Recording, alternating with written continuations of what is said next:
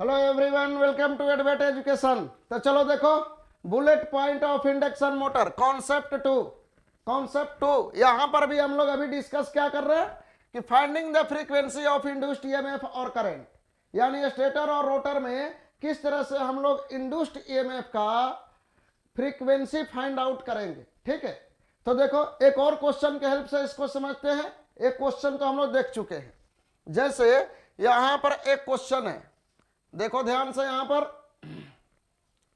एक क्वेश्चन क्या कह रहा है कि 4 पोल 3 फेज 50 हर्ज induction motor have open slip ring having voltage with frequency is 75 हर्ज। एक 4 पोल 3 फेज 50 हर्ज का इंडक्शन मोटर है जहां पर स्लिप रिंग ओपन है। स्लिप रिंग कहां पर यूज होता है हमारा? तो स्लिप रिंग हम लोग यूज करते हैं रोटर पर। कहां पर यूज करते हैं slip ring? Slip ring basically हम लोग यूज करते हैं स्लिप रिंग रोटर पर। ये रोटर पर स्लिप रिंग लगाते हैं हम लोग, यानी जो फ्रीक्वेंसी गिवन है यहां पर 75 hertz, this is the frequency of rotor, यानी ये रोटर का फ्रीक्वेंसी गिवन है कितना? 75 हर्ट्ज। अब इस केस में अपने आप समझना है कि 3 फेज सप्लाई तब कहां पर दे रहे हैं? जब रोटर पर स्लिप रिंग ओपन है, यानी रोटर में तो सप्लाई दे नहीं रहे, यानी सप्लाई कहां पर दे रहे हैं हम लोग? स्टेटर में दे रहे हैं। तो यहां पर स्पीड ऑफ स्टेटर फील्ड, जब स्टेटर पर हम लोग 3 फेज सप्लाई देंगे तो स्टेटर पर रोटेटिंग फील्ड बनेगा। कितना स्पीड से रोटेटिंग फील्ड मूव करेगा? NS कितना के इक्वल? 120 F/P, यही होगा ना, 120 F/P। तो 120 इंटू कितना है हमारे पास? 50 हर्ट्ज बाई 4 पोल, यानी 1500 आरपीएम मिल गया। कितना मिल गया यहाँ पर? 1500 आरपीएम। तो क्वेश्चन समझ में आया कि स्लिप रिंग जो रोटर पर यूज कर रहे हैं वो ओपन होगा तो वहां का वोल्टेज तो जीरो नहीं होगा, यानी रोटर के क्रॉस स्लिप रिंग में जो वोल्टेज होगा वो कौन सा वोल्टेज होगा? जो रोटर में ईएमएफ इंड्यूस्ड होगा वही वाला स्लिप रिंग के क्रॉस वोल्टेज होगा, और उसका फ्रीक्वेंसी दिया है 75 हर्ट्ज, यानी रोटर ईएमएफ का फ्रीक्वेंसी है 75 hertz. This is the frequency of rotor induced EMF. बात समझने की कोशिश करना है। रोटर इंड्यूस्ड ईएमएफ का फ्रीक्वेंसी कितना हमारे पास? 75 हर्ट्ज है। और तब 3 फेज सप्लाई कहां पर दे रहे हैं हम लोग? 3 फेज सप्लाई दे रहे हैं स्टेटर में।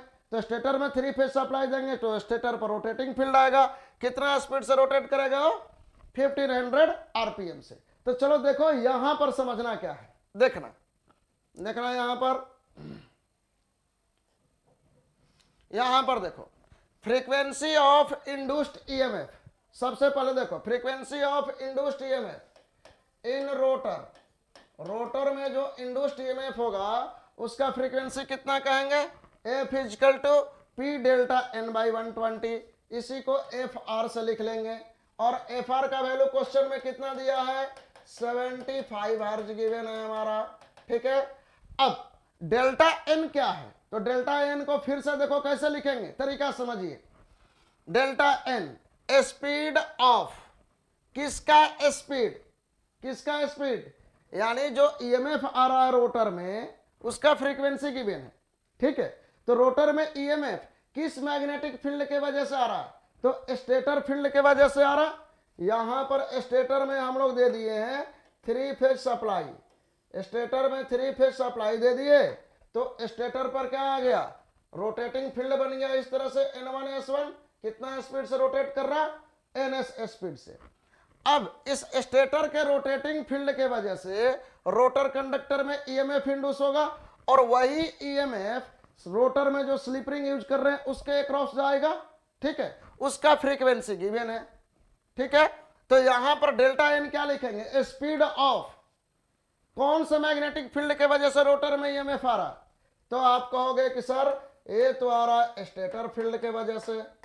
तो speed of stator field with respect to कहां पर ईएमएफ इंड्यूस हम लोग देख रहे हैं? तो रोटर में, क्योंकि रोटर का फ्रीक्वेंसी गिवन है। ठीक है, तो with respect to rotor conductor, अब ए निकालना है आपको, speed of stator field with respect to rotor conductor. और क्वेश्चन में देखो एक कंडीशन और गिवन है, क्या कंडीशन गिवन है? When rotor rotates in opposite direction of stator field, जो रोटर रोटेट कर रहा है वो स्टेटर फील्ड के ऑपोजिट डायरेक्शन में है। यानी यहां पर देखो स्टेटर का फील्ड इस डायरेक्शन में एनएस स्पीड से रोटेट कर रहा, तो रोटर इसके अपोजिट डायरेक्शन में एनआर स्पीड में से, ठीक है। अब इन्हीं दोनों के बीच का रिलेटिव स्पीड निकालना है, इस रोटर कंडक्टर और स्टेटर के रोटेटिंग फील्ड के बीच का रिलेटिव स्पीड। कैसे निकालेंगे? देखो कॉन्सेप्ट यहीं पर है। इस तरह से देखो, जैसे दो आदमी हैं, एक आदमी ए है, इसको मान लेते हैं रोटर, एक कितना स्पीड से घूम रहा? एनआर स्पीड से जा रहा। एक दूसरा आदमी है स्टेटर फील्ड, कितना स्पीड से जा रहा है? एनएस स्पीड से जा रहा, लेकिन दोनों अपोजिट डायरेक्शन में है। तो यहां पर रिलेटिव स्पीड कितना आएगा दोनों के बीच में? बताओ। जब दोनों आदमी एक दूसरे का अपोजिट डायरेक्शन में मूव करेगा तो दोनों के बीच का रिलेटिव स्पीड क्या हो जाएगा? यहां पर क्या कहेंगे? ए हो जाएगा एनएस प्लस एनआर। क्या हो जाएगा? NS plus NR. यानी speed of stator field with respect to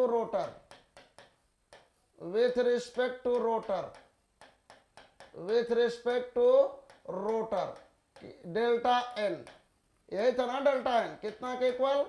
N S plus N R, इतना के इक्वल था, ठीक है, डेल्टा एन का वैल्यू। अब देखो यहां पर rotor frequency P delta N by 120 इतना मिला था, और रोटर फ्रीक्वेंसी कितना गिवन है? 75 हर्ट्ज। पी कितना है हमारे पास? 4 पोल। डेल्टा एन का वैल्यू कितना है? N S plus N R by 120। N S का वैल्यू यहाँ पर मिला हुआ है, एन एस का वैल्यू मिला है, तो आप एन आर का वैल्यू निकाल लो। एन एस का वैल्यू हम लोग निकाल लिए थे ना, 1500 आरपीएम। तो रोटर का स्पीड निकाल लेंगे। रोटर का स्पीड यहाँ पर कितना चलाएगा देख लो, ये चलाएगा 750 आरपीएम। बात समझ में आया?